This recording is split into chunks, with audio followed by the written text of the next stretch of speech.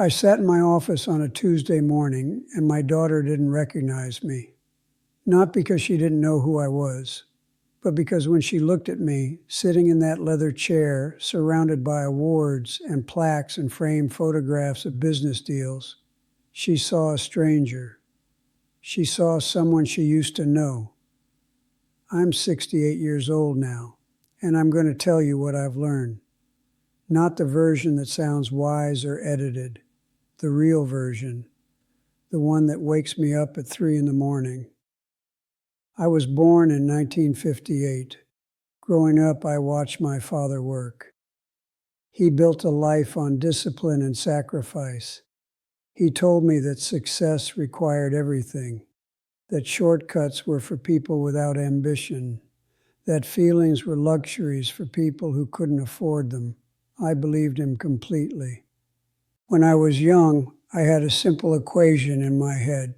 Work harder than everyone else, climb higher, build something that lasts, and when you reach the top, everything else would fall into place.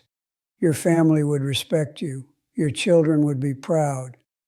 Your wife would understand that every late night, every missed dinner, every canceled vacation, it was all for them. That's what I told myself. I was good at my job, really good. By my 30s, I was making partner at my firm. By my 40s, I was running entire divisions. I had a corner office. I had a salary that most people couldn't imagine. I had respect, fear even. People moved when I walked into a room, and I kept working. My wife, Margaret, was patient at first. She planned family vacations. I would cancel them a week before because a deal was closing. She would set aside evenings for us to talk. I would bring work home instead. She would ask me to be present at my son's baseball games. I would attend, but I would sit in the bleachers, checking my phone, thinking about the presentation I had to give on Monday. I didn't see myself as neglecting them. I saw myself as providing for them. There's a difference, or so I thought. My son Michael stopped asking me to come to his games when he was 12. I remember feeling relieved, one less obligation, one more hour I could spend at the office. He's 42 now. We have lunch maybe twice a year. We have almost nothing to say to each other. I remember one specific game, though, a championship game. He'd been training all season. Margaret brought me tickets. She stood in my office doorway in the afternoon and handed them to me. She didn't ask. She just placed them on my desk and left. I looked at those tickets for an hour. I knew he wanted me there. I could feel it somehow, even though he hadn't said anything.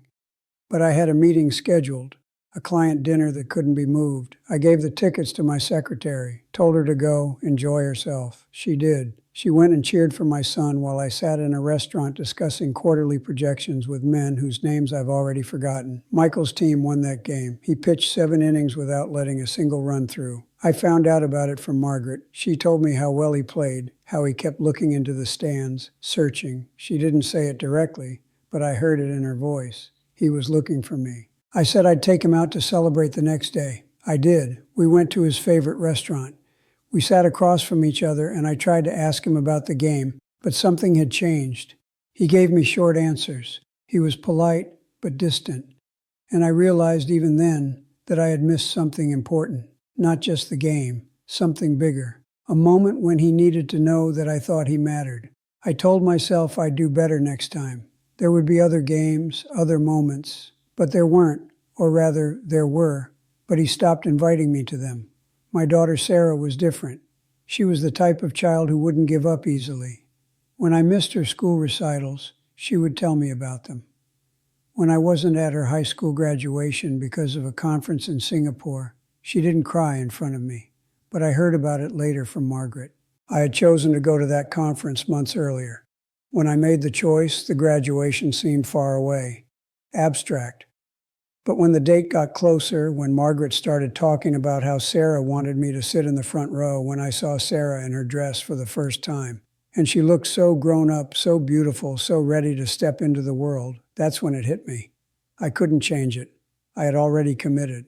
The conference was important. My keynote speech was going to be watched by hundreds of people. My firm was counting on me to be there. So I went. I remember calling Sarah from the airport. She was trying to sound brave. She told me she understood. She said it was okay. And that's when I should have heard it. That moment when your child stops asking you to be there, that's the moment you lose them. When I came back, Margaret showed me the photographs. Sarah in her cap and gown, Margaret standing next to her. My wife had her arm around our daughter, and they were both smiling. But there was something in their eyes, a kind of solidarity, like they had become a unit, like they were enough for each other, and they didn't need me to make the moment complete. Sarah was 16 when she stopped trying. She stopped telling me about her achievements. She stopped waiting up for me to come home. She built a life that didn't include me, and I let her. And the worst part was, I was almost grateful, because it meant I could work without guilt. I convinced myself this was temporary, that when things settled down at work, I would make it up to them. I would be the father and husband I meant to be. The problem was that things never settled down. There was always another deal, another acquisition, another crisis that only I could handle. That's what I told myself. I didn't see it then, but I was making the same choice every single day. Work over presence, achievement over relationship, the next milestone over the person sitting across from me at dinner. These weren't dramatic choices. There were no moments where I sat down and decided I'm going to choose my career over my family. It wasn't that clear. It was subtle. It was invisible. It was 1,000 small decisions that, individually, seemed reasonable. I'll go to this conference. It's just one weekend. I'll take this call during dinner. It will only be 15 minutes. I'll miss this birthday. But I'll make it up to them next month. Except you don't make it up. You can't. Time doesn't work that way. What I didn't understand was that my children weren't asking for much. Michael didn't need me at every game. He just needed to know that I was trying, that he mattered enough for me to try. Sarah didn't need a perfect father. She just needed to see that she was important enough for me to show up. I thought I was being noble. I thought sacrifice meant something. I thought I was doing the right thing. But sacrifice only counts if you're giving up something you value. I wasn't sacrificing anything I valued. I was giving up things I had already decided weren't that important. And I was calling it sacrifice to make myself feel better about it. The hidden cost wasn't something I could see on a balance sheet. It was Margaret's eyes getting quieter over the years. It was the way she stopped planning things to do with me. It was her building a life with her friends, her books, her own interests, because she had learned that including me in her world was a waste of hope. I remember one night, it must have been around my 50th birthday. I came home and Margaret had cooked dinner. She'd gone to all this effort. The table was set nicely. There was wine. She was wearing the dress I'd bought her years ago. She was trying. Even then, she was trying. I walked in distracted. I had work on my mind, a project that wasn't going well, a competitor making moves I didn't like. I didn't even notice the effort until Margaret said, "I made your favorite." And I remember looking at that table and at her and feeling nothing but resentment. Resentment that she was asking me to be present. Resentment that I had work to do. Resentment that she expected me to care more about this dinner than I cared about my own ambitions. I sat down, I ate, and I checked my phone. I got up and made a call. I spent half the evening in my study working. And when I came back to bed, Margaret was asleep, facing away from me. That was the night she stopped trying. It was my son becoming a man I didn't know. Successful in his own right, but we shared almost no memories. When he talks about his childhood, I'm barely in the story. I'm a figure in the background, someone who was there, but not really present.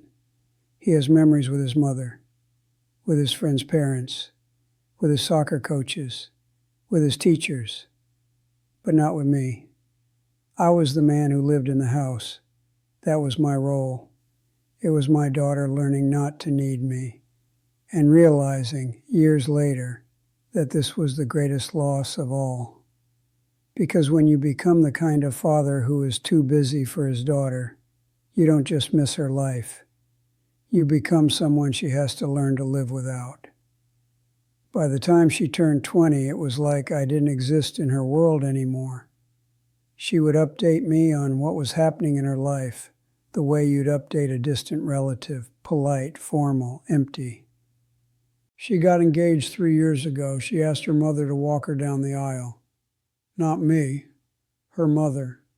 And when I asked her about it, she said in such a calm, matter-of-fact way, "I don't know you well enough to have you do that. I don't know you well enough." That phrase has never left me. My daughter, someone I've known her entire life, said she doesn't know me, and she was right. She doesn't, because I wasn't there to be known. The point of no return came on a Tuesday. It was my 67th birthday. Margaret had made dinner, nothing fancy, just the meal she knew I loved. My son couldn't make it. He was traveling for work. My daughter sent a text message, an actual text message, as if I were an acquaintance.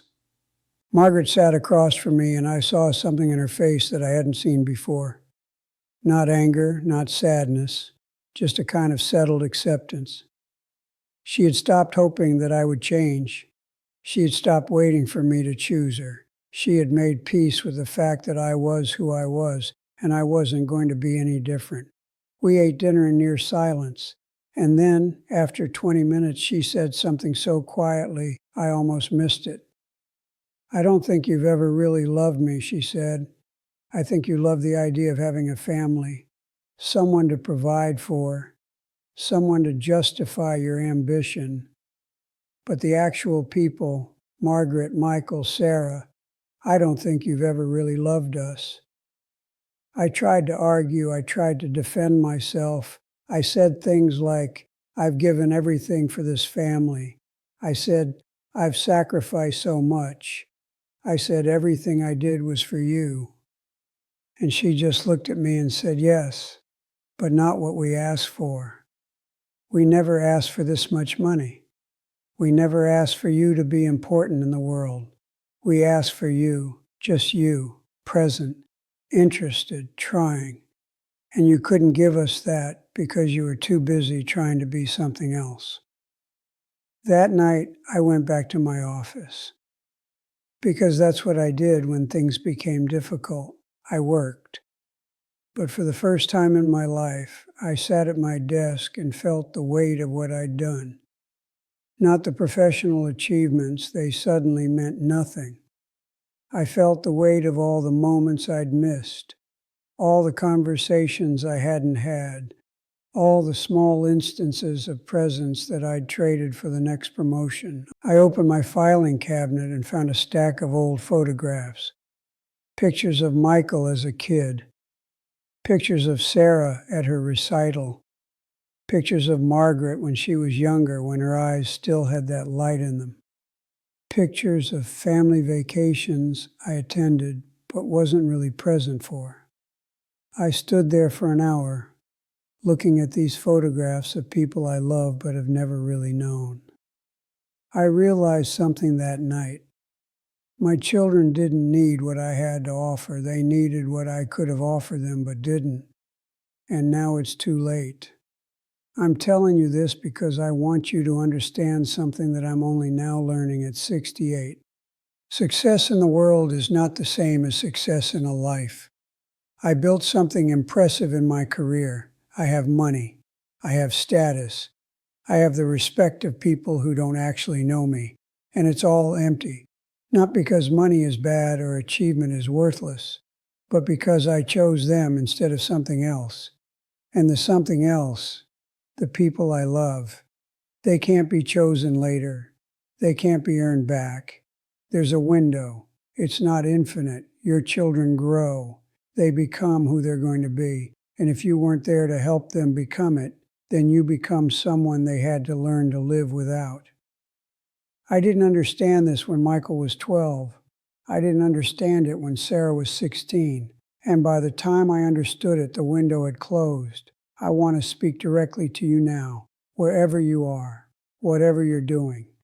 If you're in the middle of building something, a business, a reputation, a career, and if you're telling yourself that it's temporary, that you'll slow down when things settle, that your family understands and will wait for you to have time. They won't, and you won't. Work expands. There's always another crisis. There's always another rung on the ladder. The window with your children doesn't expand. It closes, and the people you love will eventually stop waiting for you to become someone who shows up. This isn't about being a bad person. I'm not a bad person. I'm a man who made a choice, and I made it every single day, and now I'm living with it. Your children need you, not your money, not your success, you, your presence, your attention, your willingness to put down what you're doing and just be with them, to ask them real questions and listen to the answers, to show up, to be interested not in what they've accomplished, but in who they are. The time you don't spend with them now is time you'll never have back. Not because it's gone, but because they will be gone. They'll grow up. They'll build lives that don't include you, and you'll be left wondering where they went. I sit in my office sometimes now and I look at all the things I've built. The awards mean nothing. The money is just numbers in an account. The respect of people I don't respect, it's hollow.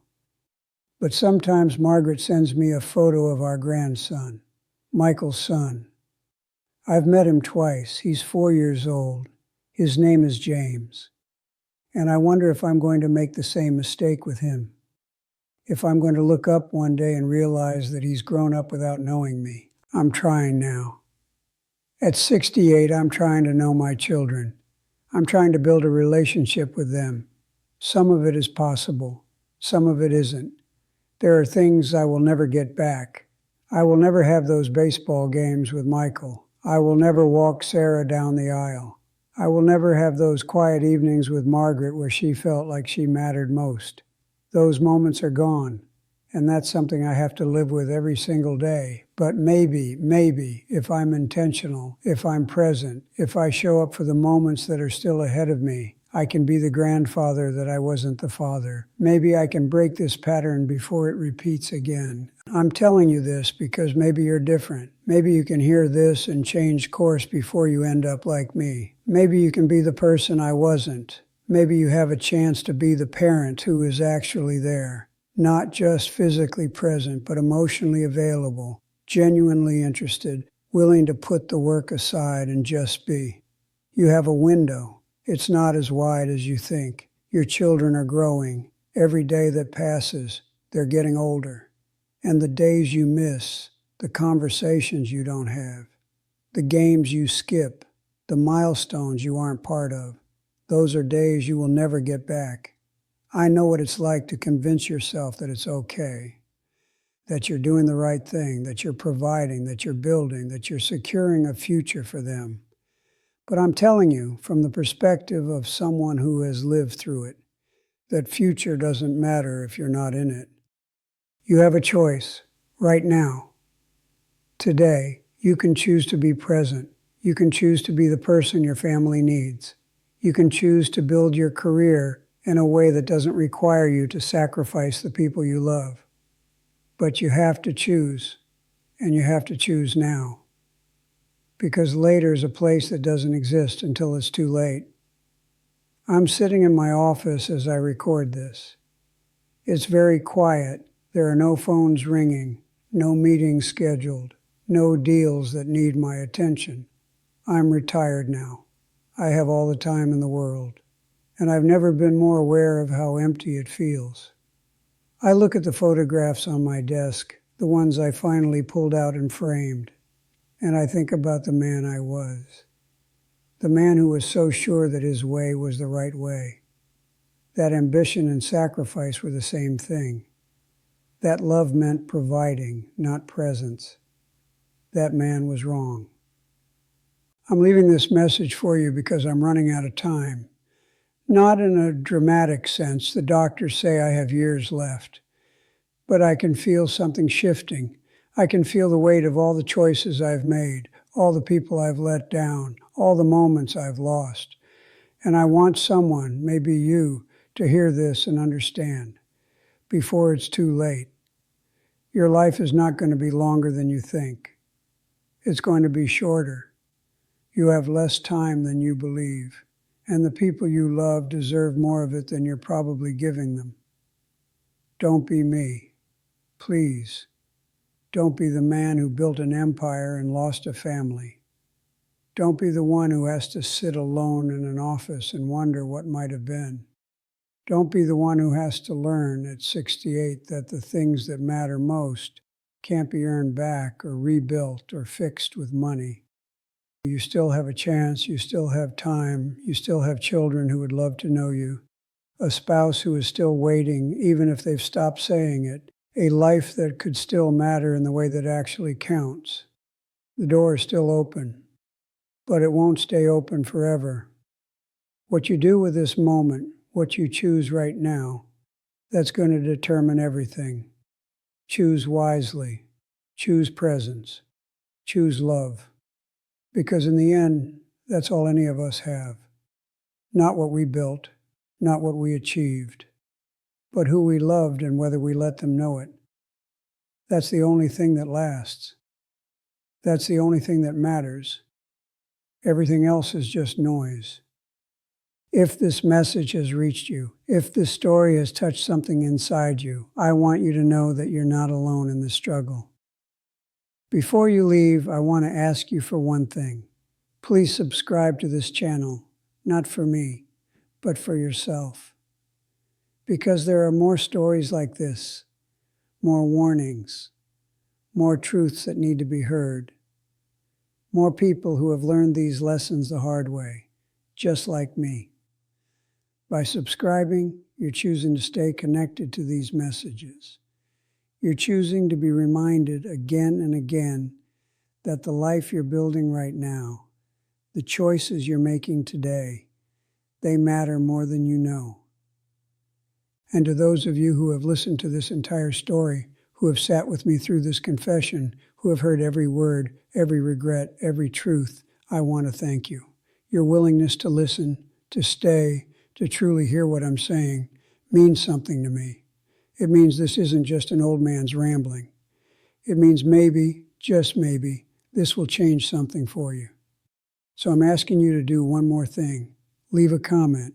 Tell me what this story made you feel. Tell me what you're going to do differently. Tell me about the person you love who you've been neglecting. Tell me that you're going to make a different choice. Because comments aren't just words to me. They're proof that this message mattered. They're proof that someone heard me. They're proof that maybe, just maybe, I'm not the only one who needs to change. Thank you for listening. Thank you for staying. And please, choose differently than I did.